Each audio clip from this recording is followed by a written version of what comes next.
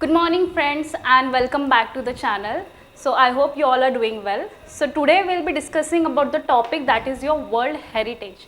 So before discussing about this topic, let's just get into the detail like what is heritage exactly. Discuss करते हैं कि हम heritage क्या. सबसे पहले अगर मैंने आपको एग्जाम्पल दिया जैसे कि महाराष्ट्र का अपना एक खुद का लैंग्वेज है that is what, that is Marathi. ठीक है. गुजराती का उनका खुद का लैंग्वेज है दैट इज़ गुजराती. वैसे ही कर्नाटक का उनका खुद का लैंग्वेज है, आंध्र प्रदेश का उनका खुद का लैंग्वेज है, तमिलनाडु का. इंडिया में जितने भी सारे स्टेट्स या कंट्रीज, जितने भी अपना वर्ल्ड में जितने भी सारे स्टेट्स होंगे, कंट्रीज होंगे, इन सब के क्या है अपने खुद के एक अलग से क्या है लैंग्वेजेस है. ठीक है. इसका मतलब क्या है, उनकी एक वहाँ की खुद की एक स्पेशलिटी है, राइट. तो उसी स्पेशलिटी को हम क्या करते हैं, रिकग्नाइज करते हैं. जैसे कि अगर मैंने आपको पूछा अगर आप कर्नाटक जाना चाहते हो तो आप वहाँ पे कौन सा लैंग्वेज प्रेफर करोगे, डेफिनेटली कन्नड़ लैंग्वेज, राइट. ऐसे तो कोई बोलेगा नहीं कि आप कर्नाटक जाओगे तो आप अगर तमिलनाडु का कोई लैंग्वेज तेलुगु यूज़ करोगे, समथिंग ऐसा कुछ नहीं होगा. तो ये सब क्या है आपके एक स्पेशलिटी है. हेरिटेज यानी क्या होता है, एक स्पेशलिटी होती है, particular feature that is belonging to a particular society, that is your speciality. तो अभी हमें डिटेल में देखना है कि वर्ल्ड में हेरिटेजेस क्या क्या होते हैं. मैंने तो बस आपको एग्जांपल ये बताया अबाउट द लैंग्वेज. ठीक है. Apart from this language forest हो सकता है, रिवर हो सकते हैं, मॉन्यूमेंट्स, राइट. जैसे ताजमहल है, कुतुब मीनार है, बीबी का मकबरा है, ये सारे क्या हो जाएंगे आपके मॉन्यूमेंट्स हो गए, राइट. अब पर्टिकुलर बिल्डिंग्स हो सकते हैं, वो सारे क्या होंगे एक रिकग्नाइज्ड एक पर्टिकुलर स्टेट से, एक पर्टिकुलर वॉटेवर जो भी एक जगह है वहाँ पे वो क्या होते हैं उसकी एक स्पेशलिटी होती है. और उसी स्पेशलिटी से उस पर्टिकुलर सिटी को, उस पर्टिकुलर स्टेट को क्या किया जाता है, जाना जाता है. ठीक है. तो अभी हमें डिटेल में और डेप्थ में देखना है कि कौन से हेरिटेज यहाँ पे सिचुएटेड है हमारे होल वर्ल्ड में. ठीक है. ये हेरिटेज बने कैसे हैं, राइट. इसकी हिस्ट्री क्या है, हेरिटेज बनाने के लिए हमें क्या क्या चीज़ों की ज़रूरत लगती है, राइट. और एक बार आपका हेरिटेज बन गया तो बनने के बाद हमें उसकी देखभाल कैसे करनी होती है, देखभाल करता कौन है. ठीक है. एंड फाइनली क्या होगा, देखभाल करते टाइम में एंड ये सब चीज़ों को मैनेज करने के लिए, ऑर्गेनाइज करने के लिए, मेंटेन करने के लिए यहाँ पे फाइनली क्या होगा, कौन से डेंजर हो सकते, कौन से कंस्ट्रेंट्स, कौन से प्रॉब्लम्स हमें फेस करने पड़ते, ये सारी चीज़ें हम क्या करेंगे स्टेप बाय स्टेप डिटेल में देखेंगे. तो अभी आपको क्या करना है, first of all open your English text book. तो वहाँ पे आपको ओपन करना है आपका पेज नंबर 75. ठीक है.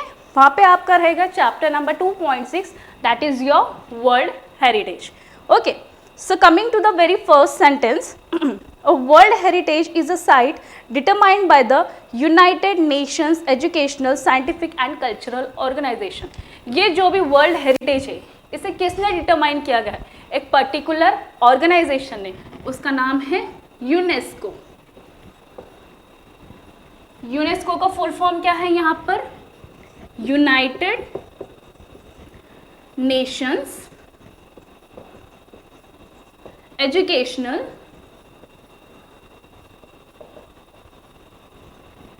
ठीक है, साइंटिफिक एंड कल्चरल ऑर्गेनाइजेशन. ठीक है. ये पर्टिकुलरली एक ऑर्गेनाइजेशन है और इनका काम क्या है, वर्ल्ड हेरिटेज को यहाँ पे क्या करने का काम है, इन्हें डिसाइड करने का कि कौन सा भी एक पर्टिकुलर मॉन्यूमेंट कह लो, कोई फॉरेस्ट कह लो, राइट. ये पर्टिकुलर चीज़ें इस कैटेगरी में आते हैं या नहीं, ये डिसाइड करने का काम किसका है, यूनेस्को का. ठीक है. और ये किया क्यों जाता है, ठीक है, आगे देखते हैं.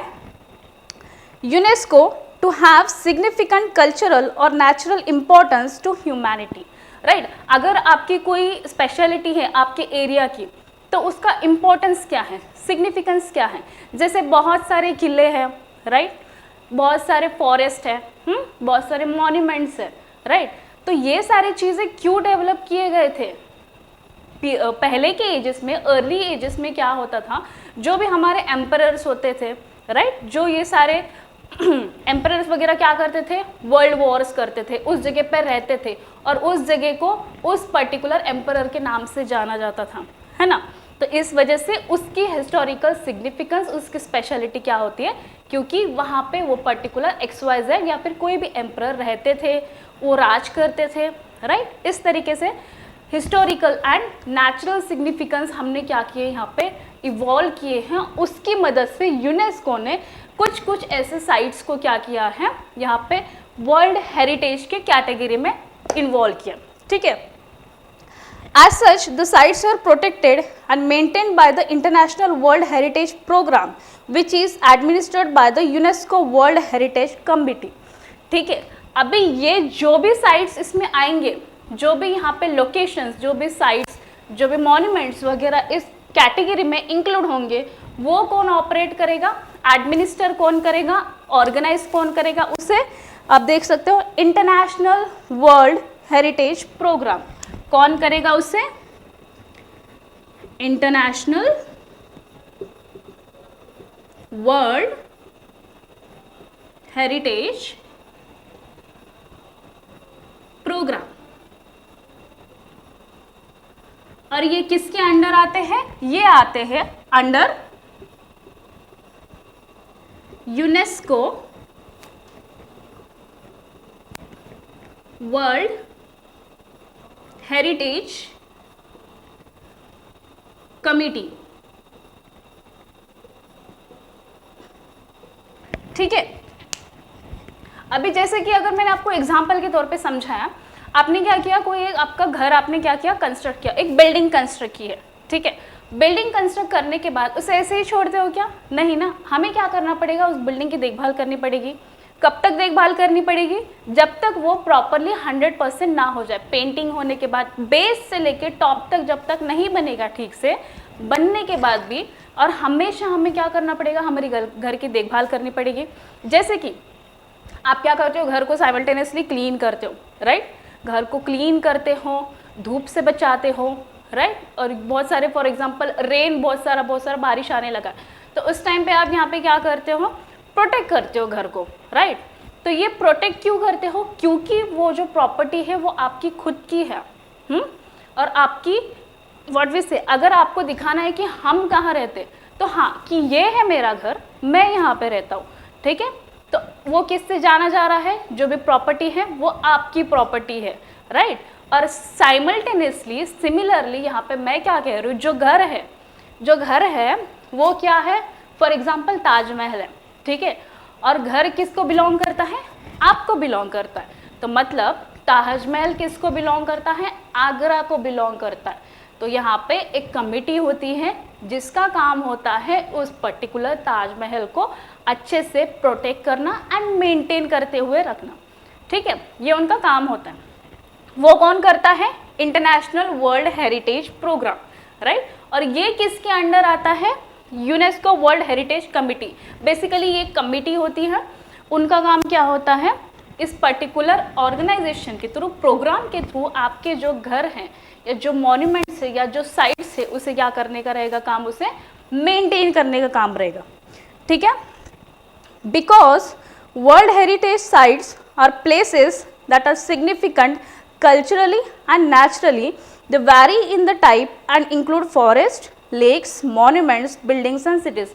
As I have already said you earlier, naturally यानी क्या, जैसे कि हम अगर देखेंगे कोई रिवर है, रिवर तो कोई ह्यूमन उसे क्या करता है, बिल्ड नहीं कर सकता है, बना नहीं सकता है, वो नेचुरली होता है। कोई फॉरेस्ट है, हम क्या कर सकते हैं, ज़्यादा से ज़्यादा पेड़ लगा सकते हैं, लेकिन फॉरेस्ट को हम क्या कर सकते हैं, क्रिएट नहीं कर सकते।